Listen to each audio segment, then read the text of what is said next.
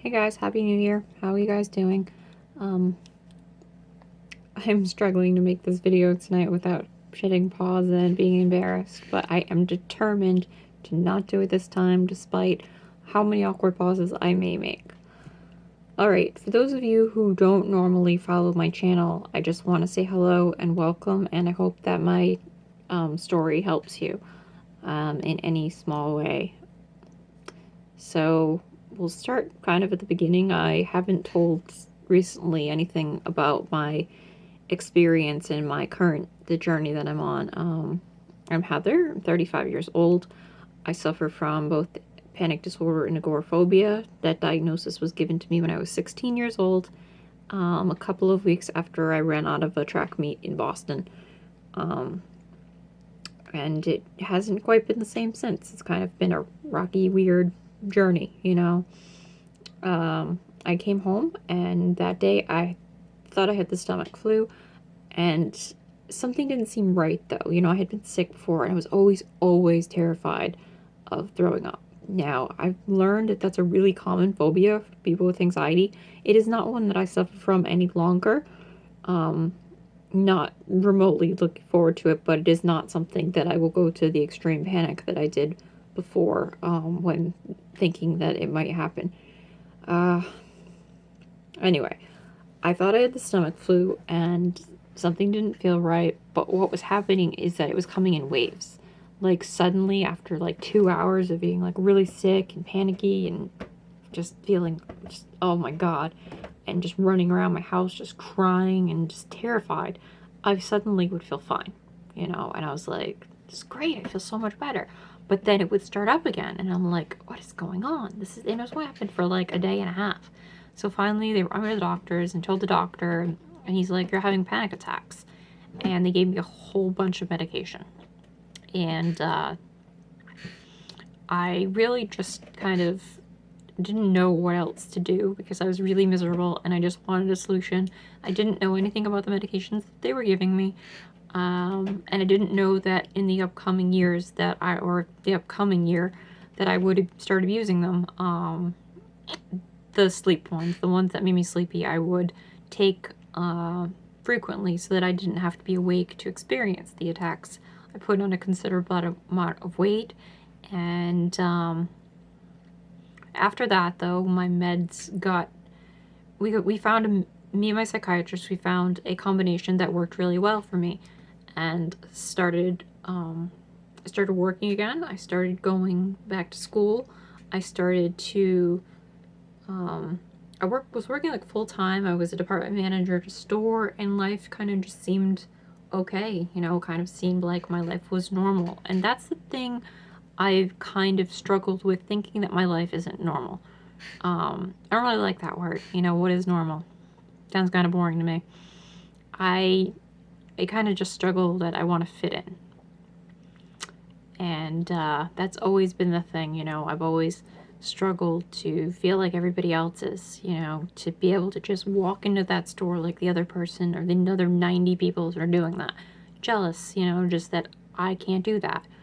But in this time, these 15, 16, 18, ever many years, I have experienced long-term, I guess, recovery. I don't really know what happens. I've gone to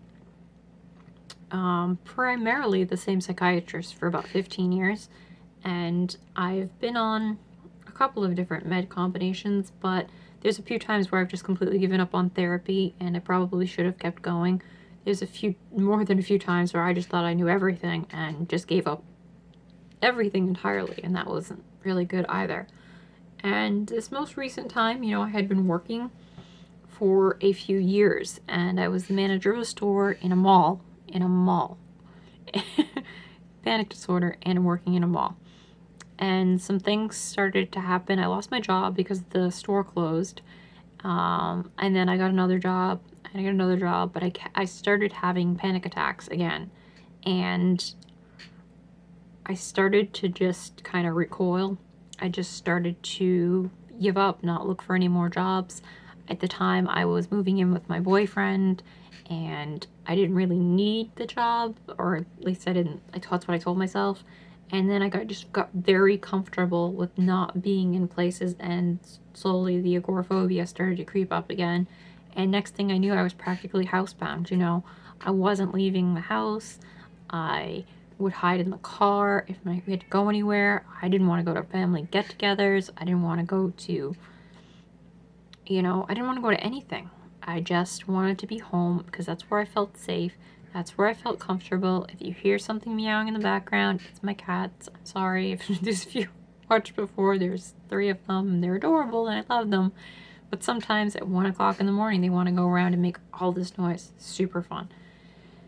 So let me tell you what I'm doing differently this time, because I've listened to some people that are much wiser than me, and this time to kind of, I had to, swallow my own pride, because I did think I was one of those people that thinks that my anxiety and my panic was worse than anybody else's, and nobody could experience.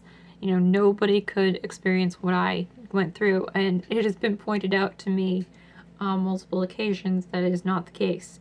And I'm really grateful for the group of people that I talk to on a fairly regular basis who have also struggled with, either currently struggle with panic disorder and agoraphobia, who are struggled in the past and are now recovered and doing really well and helping others.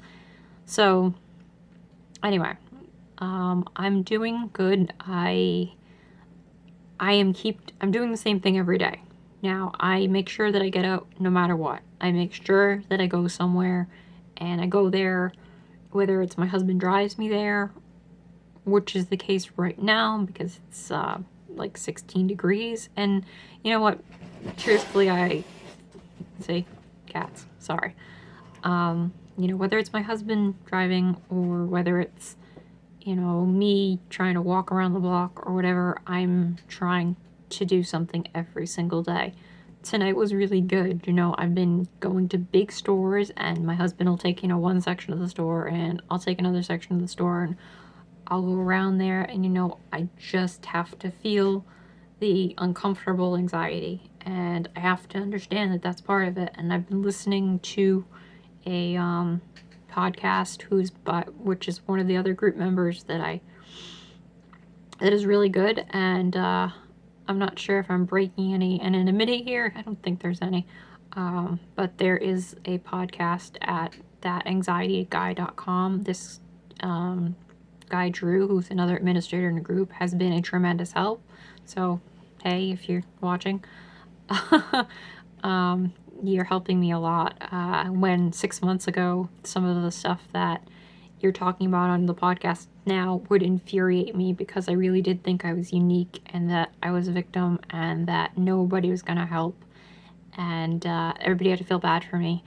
And now that I don't think like that anymore, and I'm opening my mind to, being patient and listening to others who might have a clue of what I've not only been through, but how to help me, and I'm grateful for that. So that's what I'm doing right now, is I'm every day, at least getting out, I'm getting out, I'm staying places longer, I am going out when I don't feel like going out, I am going to stores by myself. Today I went to CVS, and it was like midnight, we had to go, it's like 2 a.m. here now. We had to go pick up my husband's insulin, and I said, you know what, you go stay in the car and I will go in. And I go in, and there's like 4 people in line, and no, I take that back. There's 1 person in line, and there's only 1 person working at the pharmacy, and there's 3 other women that come up while I'm waiting, and they go up behind her, and the pharmacist, she starts to take one after the other, and I'm standing on the other side, and I'm like, why are you taking so long? And not why is she taking so long, but why is she taking the other people in front of me? Why is she not, going?